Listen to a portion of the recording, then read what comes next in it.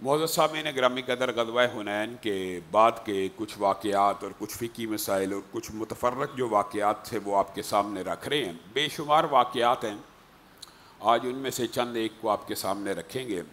ایک تو یہ بات کہ غزوہ حنین کے موقع کے اوپر جو قرآن پاک کی آیتیں اتری کہ جب تمہیں تمہاری کثرت نے اس غرور میں مبتلا کر دیا۔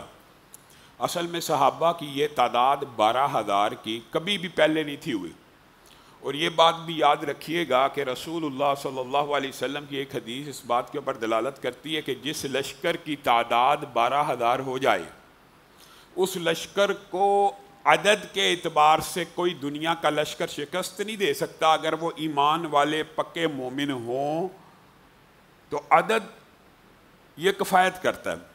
یہ کفایت کرنے سے جو مراد ہوتی ہے، اس سے مراد یہ ہے کہ اگر بندے 12,000 مومن متقی اللہ سے ڈرنے والے ہوں، چاہے 1,00,000 کا لشکر ہو تو ٹکرا جائیں۔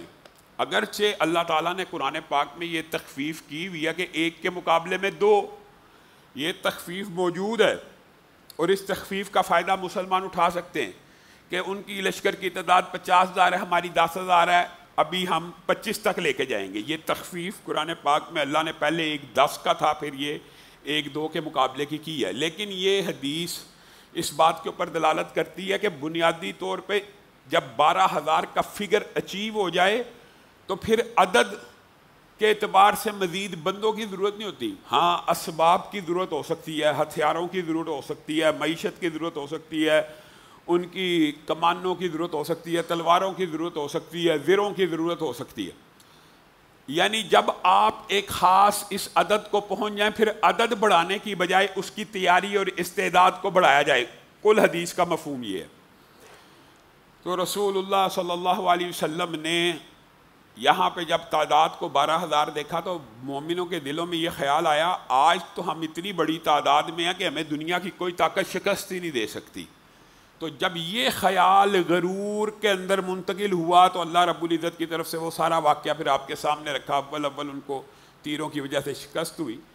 تو اصل میں مدد اللہ ہی کی ہوتی ہے۔ انسان یہاں پہ 2 فقہی مسئلے نکلتے ہیں، ایک 12,000 کی، اور دوسری بات ہے 12,000 ہو بھی جائے تو بھی فتح شکست اللہ ہی کے ہاتھ میں ہے۔ یہ نہیں کہ بندہ یہ سوچے اب 12,000 ہے، حدیث پہ ایمان ہونا چاہیے، لیکن اس کے اوپر غرور اور تکبر نہیں ہونا چاہیے کہ اب ہمیں دنیا کی کوئی طاقت شکست نہیں دے سکتی۔ اس کی فتح بھی، یعنی فتح کی جو اچھائیوں کی جو نسبت ہے وہ اللہ رب العزت کے ساتھ کرنی چاہیے۔